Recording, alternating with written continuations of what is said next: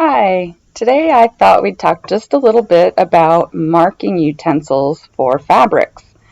So there are tons and tons of different marking utensils out there, and I have collected a few of my own over the years, and I've got a bunch here at the shop, and I thought I'd show you a little bit of the variety and talk a little bit about different marking utensils, different purposes for them, and where you would want to use them and where you would not want to use some of them. So let's go to this. And really, a lot of marking utensils is personal preference. Some of it depends on your fabrics themselves. You'll find that some marking utensils do a better job on some fabrics. Obviously, it depends a little bit on the color of fabrics you've got. So these are all friction pens. There's lots of different kinds of friction pens and markers. They all are heat erasable. However, they will come back if they're subjected to extreme cold. So if that's not going to be an issue, friction pens are a great solution. Here's a few from Clover that are air erasable and water erasable. I've got a white, blue, pink. So obviously, if I was using pink fabric, pink is not going to work so well. So you are probably going to have a variety of marking utensils. If I was using white, on white is probably not going to work. But it also depends a little bit on what the purpose of marking is. Are you marking a line to sew next to or along, or are you marking a top of a quilt? It's all going to make a difference. Some of them, like this, these pencils are not too bad. They are, this one's water erasable. Comes in blue and white. Hard to see the white on the pink, but not hard to see it on the dark blue. So I don't know if you can see that. And they're not bad. They have a dry feel, obviously. So if you have to use too much pressure, it can really drag across your fabric and do some stretching. This one is an air erasable, writes very nicely, but again, very difficult to see on the dark fabric. This one happens to feature an eraser on this side that will just make your marks disappear right away if that's something that you're worried about. Hopefully you can see that. Try and get a little bit closer here. Or it's air erasable. That's this one. Dritz has a similar one. This does not have an eraser with it. Has a very fine point.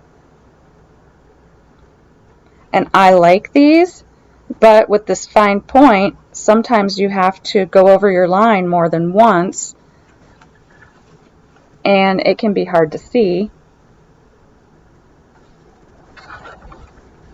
Personally, I like the air erasable fine, but if it's humid, those marks are going to disappear within literally minutes or hours, so they won't stay very long. Here's another water soluble, a blue one. It's pretty close to the color of the barrel of the marker.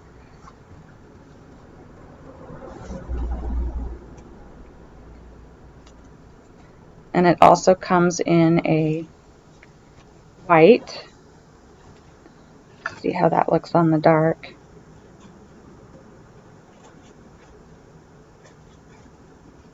And some of these, like this one, says basically the marker has to dry before you're going to be able to see the line.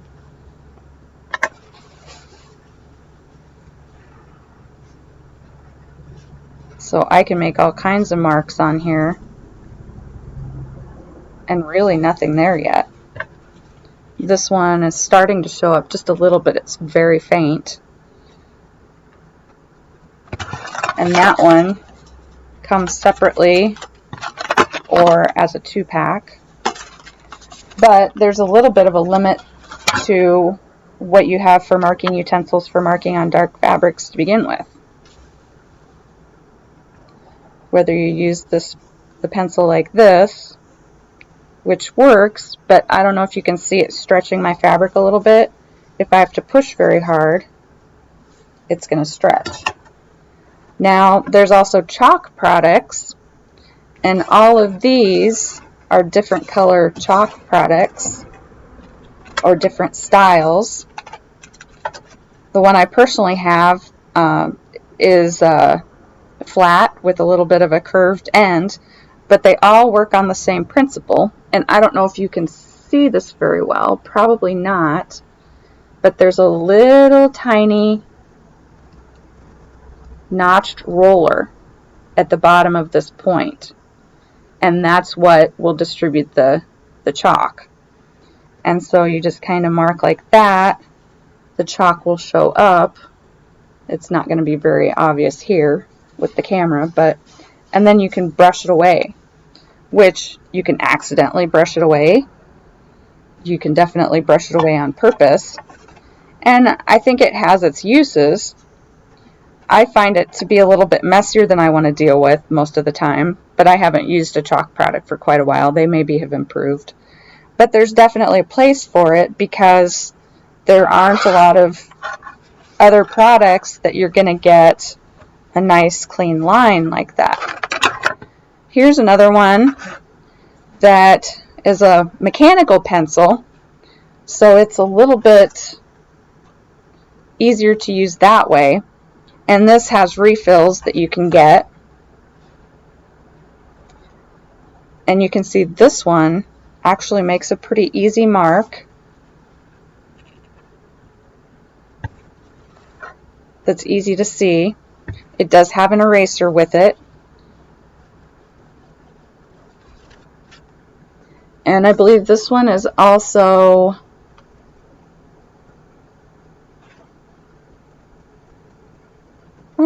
I thought it was water erasable, but maybe not.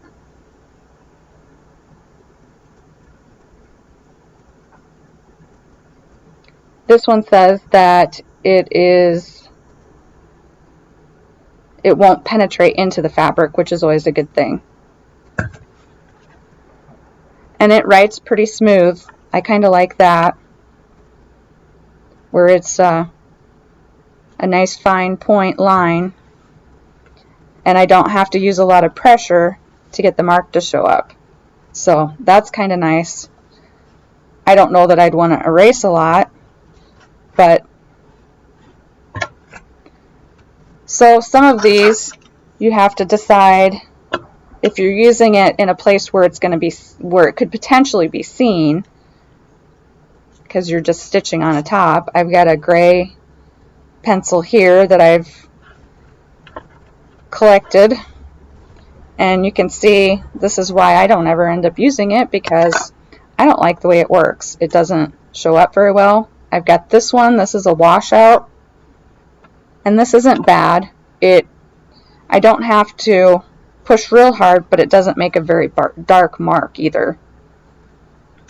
And there's some places where just a regular pencil, lead pencil, mechanical pencil, or regular pencil will work for you just fine. It doesn't work as well on darks, obviously, but if I was just marking a line that I'm going to stitch next to, say half square triangles or something, that I'm going to use a square and then draw a line across the middle and stitch a 1/4 inch on either side of it, this would be just fine. And so would an ink pen or a friction pen or marker or whatever. Any of them would work for that, because I'm going to cut on this line and you'll never see it. So a lot of it is just going to depend on exactly what you're doing. I know that's not a very good answer. It's a little bit of a cop-out too, but that's kind of how it works. If there was one great solution that would work for everything, there wouldn't be 100 products out there, unfortunately. So maybe not a great answer, but that's kind of what it is. So you end up, it's nice that they aren't a huge investment because you probably end up collecting a few different ones, and there are different